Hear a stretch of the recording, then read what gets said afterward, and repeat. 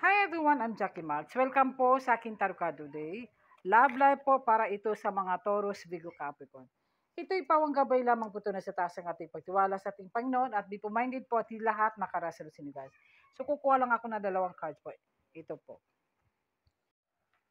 Your patience and perseverance in matters of the heart will be rewarded with a love that's enduring, stable, and filled with a mutual respect.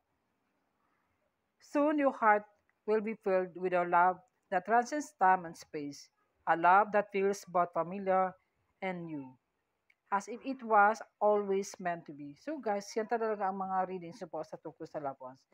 So may mga pasensya, may mga mutual understanding, respect. Alam niyo na kung anong mga dahilan kung bakit minsan may pagka hindi kanawaan at both familiar kayo, similarity kayo sa mga ugali, sa mga past lives o either sa mga ugali niyo sa puso mo guys.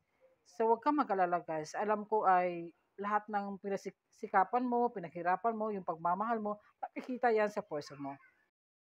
Pangalawa naman po sa love oracles card ng mga Taurus, Virgo, Capricorn, family, security. Some of you naman po ay namimiss mo yung family mo kung nasa malayong lugar or mas secured ka talaga pa sa kasama yung family mo, yung mga anak mo o isa din na malayo ka sa isa sa person mo, sa family mo, sa mga anak mo, namimiss mo sila. Or some of you naman ay naghihintay ka sa tamang panahon na magkamit kayo ng person mo o isa din sa mga anak mo o family mo. Buo talaga yung tiwala mo, yung sarili mo na happy ka talaga basta magkasama ang family mo. Ito naman, missing thinking of you. Some of you, kayo ay LDR relationship o malayo kayo sa isa sa person mo, namimiss mo siya.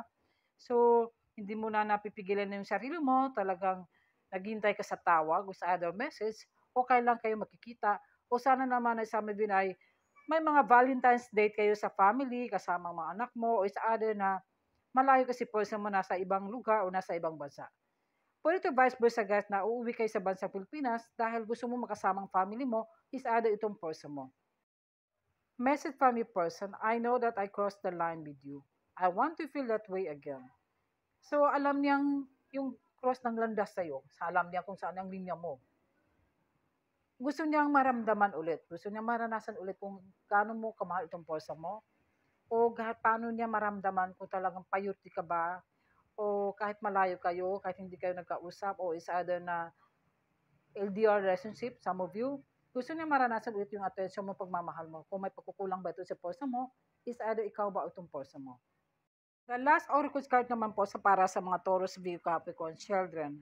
Your love life is being affected by serum. Alam mo kung gaano mo kamahal at importante sa iyo ang bagay na itong mga anak mo.